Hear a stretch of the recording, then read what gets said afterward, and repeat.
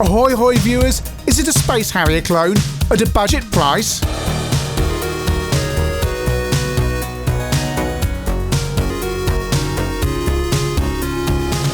T-Bird is a Mastertronic Plus game from 1989. That means it was a $2.99 game.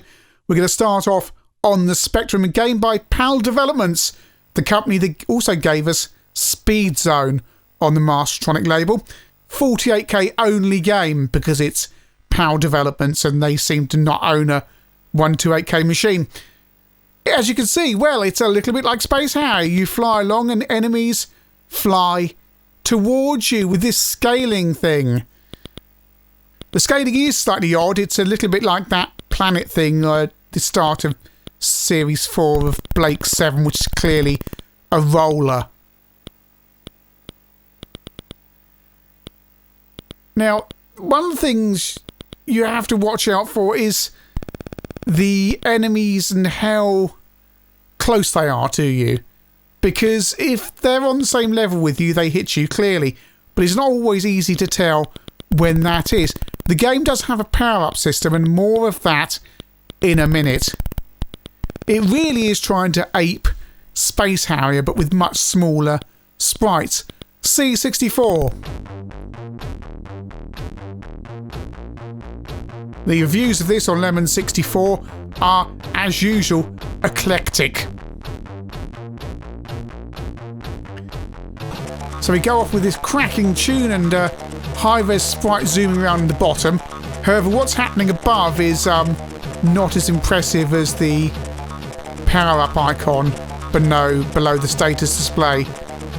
Things chug towards you. The sprites move, well, very well actually. The scaling isn't as pronounced as on the Spectrum version. The perspective is well, you can no longer see the ground. So these buildings come towards you. Your sprite is very small.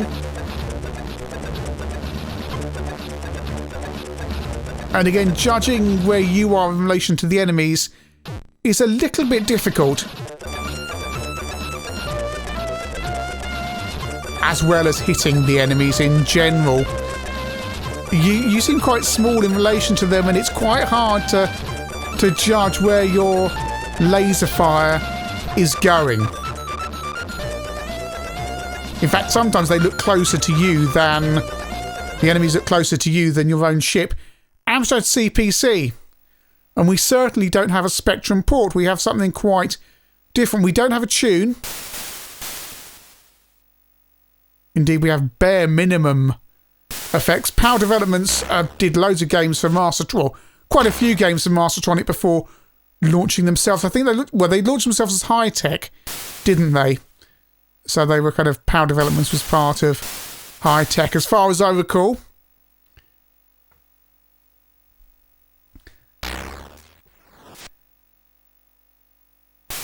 And really, yeah, the coders have seen Space Harrier and are trying to put it out at £2.99 without necessarily the ability to pull it off. Right, I've collected a power-up. So when you've shot a wave of enemies, you get a power-up, and it's ripped off from Nemesis / Gradius.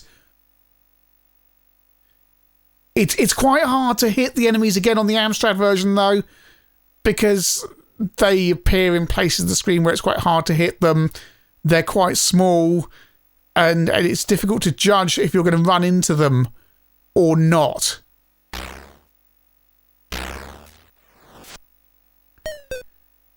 Sadly, though, in music, I've got an infinite shield thing spinning around me now.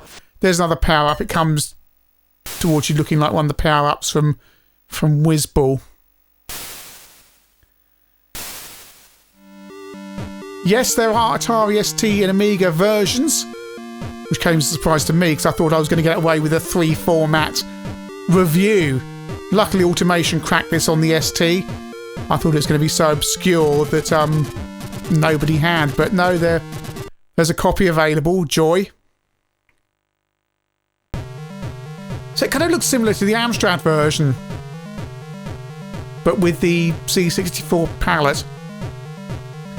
You get a tune, which has an interesting kind of sound design to it. It's it's even more pronounced. It's hard to hit things. Because actually, when you're at the top of the screen, you'll notice your bullets go towards the middle of the screen. So you can't shoot anything at the top of the screen. It's like the perspective, and it's not just the ST version this happens to. The perspective is completely messed up.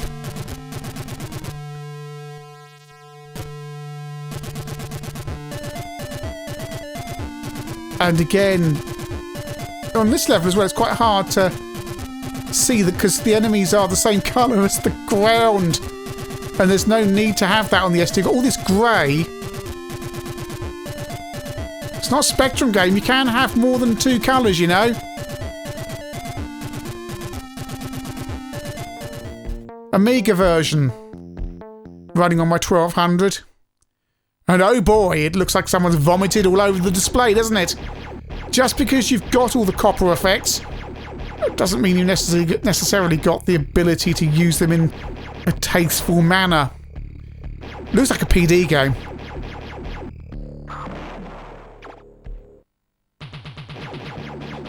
Why, if you could do all this stuff with the Amiga, why would you choose this colour scheme? I've got an infinite shield power up there at the moment, and you're told at the bottom what power-ups are available. The thing about the ST and Amiga versions is they weren't $7.99 budget.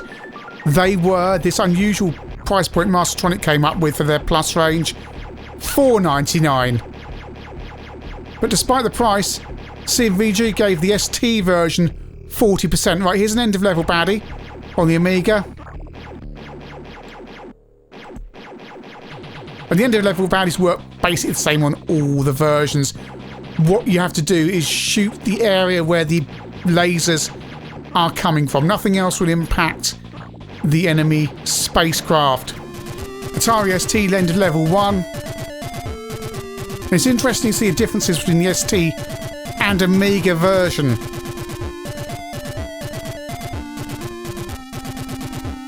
And here we are, end-of-level 1 on the Spectrum.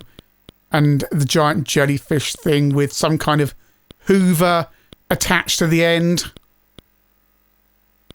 You can't use your power-ups and your shield. Well, you can use your power-ups that you already got to an extent, but you can't use your smart bombs against the end-of-level baddie. C64 version as we approach the end of level 1. And so I said it was Mastertronic Plus on the 16-bits. No, it wasn't. It's the Mastertronic 16 Blitz range. Square big end of level baddie on the C64. Amstrad version looks more like the 16 bits. Doesn't have the giant octopus of the Spectrum version. Odd that. As the enemy baddie chugs around the screen. CMVG gave the Amstrad version 54%. The only thing good thing they could say about it was it makes better use of the machine's capabilities than the ST version, but it's pretty much the same. It's dull stuff.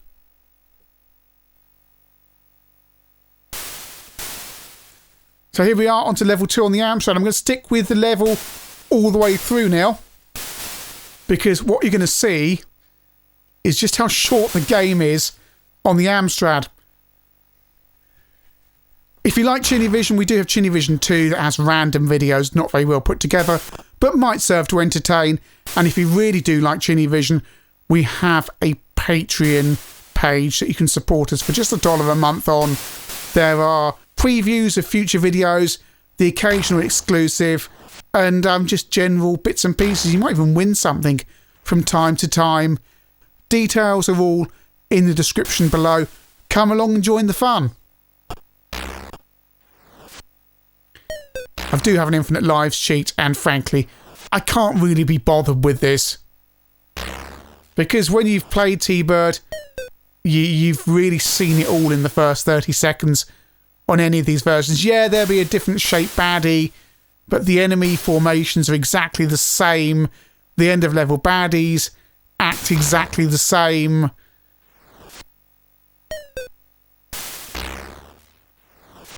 And In the case of level 2 here, in about 3 minutes you've reached the end of the level. That's all it takes.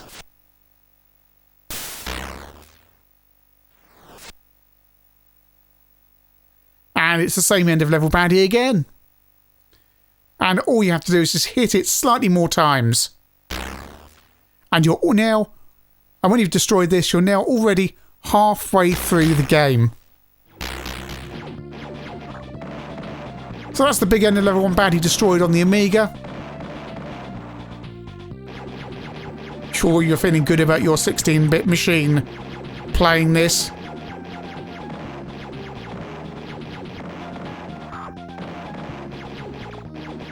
I mean, the tune it's just dreadful. I mean, at least it's more subdued on the Amiga and in the background a bit more, but it's the same diabolical tune as the ST.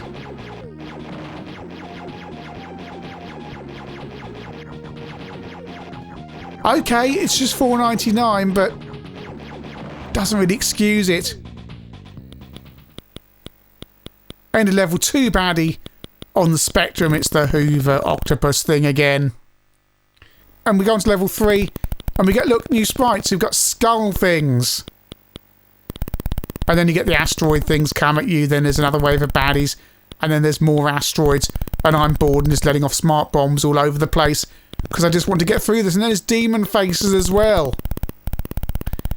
And now I've got infinite shield thing, which is the one really good and useful power-up in this, because you do sustain damage ridiculously easily. C64 version also suffers from the thing of, well, you can't fire anything at the edge of the screen.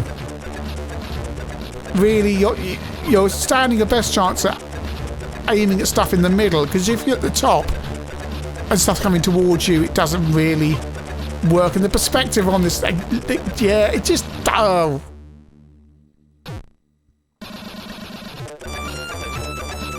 One of the reviews on Lemon 64 said if this was a 2D game, it would be quite good. How do you work that one out? Surely it's just Speed Zone. This is just 3D Speed Zone from the same developers. They're clearly not capable of making a good shoot 'em up. They made Speed Zone.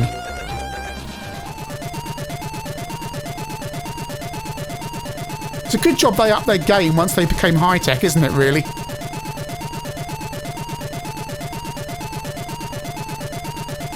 To be fair, they probably had no time at all to make this, had to churn this stuff out. And it's got some ambition to it. We're on the ST now, by the way, because you're trying to do a Space Harrier clone, and I would have bought it on the strength of that, on just looking at the back of the case alone. Glad I didn't.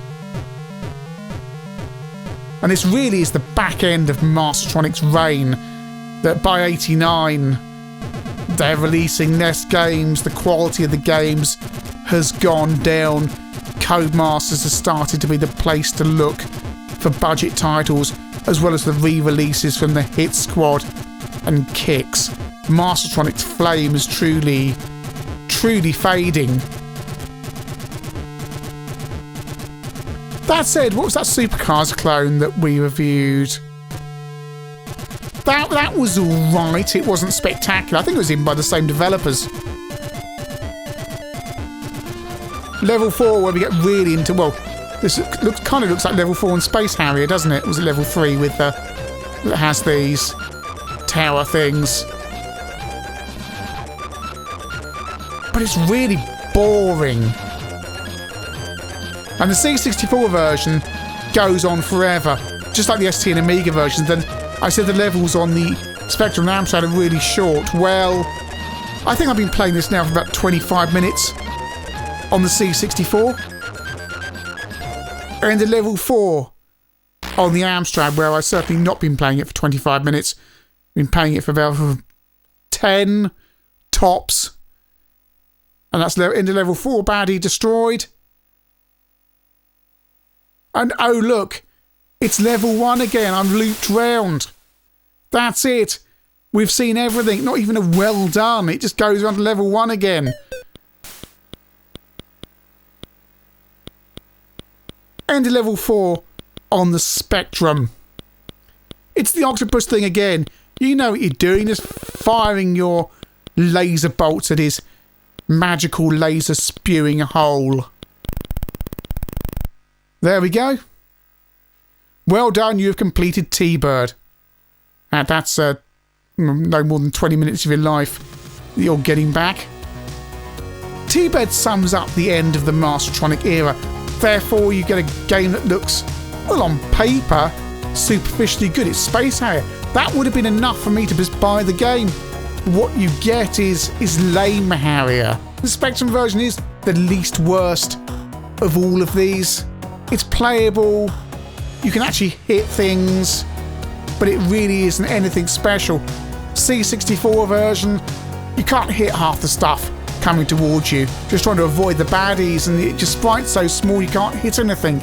Even though, out of all of these, it actually has a semi-decent soundtrack, even that fails to drive the game along sufficiently. Amstrad, well, at least it isn't a lazy port. It's a game of its own right on the CPC. It's colourful, it doesn't offend, but really it's not very playable. It's a little bit of a step down from that Spectrum version. Again, for a budget price, you may not have complained too much, but I'd suggest CMVG's score of 54% is pretty much spot on. 16-bit versions ST and Amiga, well, even though the game only cost £5, it's still with PD game quality. The Amiga version somehow manages to be worse. It's offensive to the eye, and, well, and it just looks like something that someone's knocked up in Amos. On the 8-bits, well, it's a budget game from Mastertronic of this era, so really, what do you expect? It tries to be something interesting, but completely fails. On the 16-bits, this is sub-public domain stuff. It looks like it's been knocked together in STOS or Amos, and despite the price, it's pretty embarrassing really, isn't it?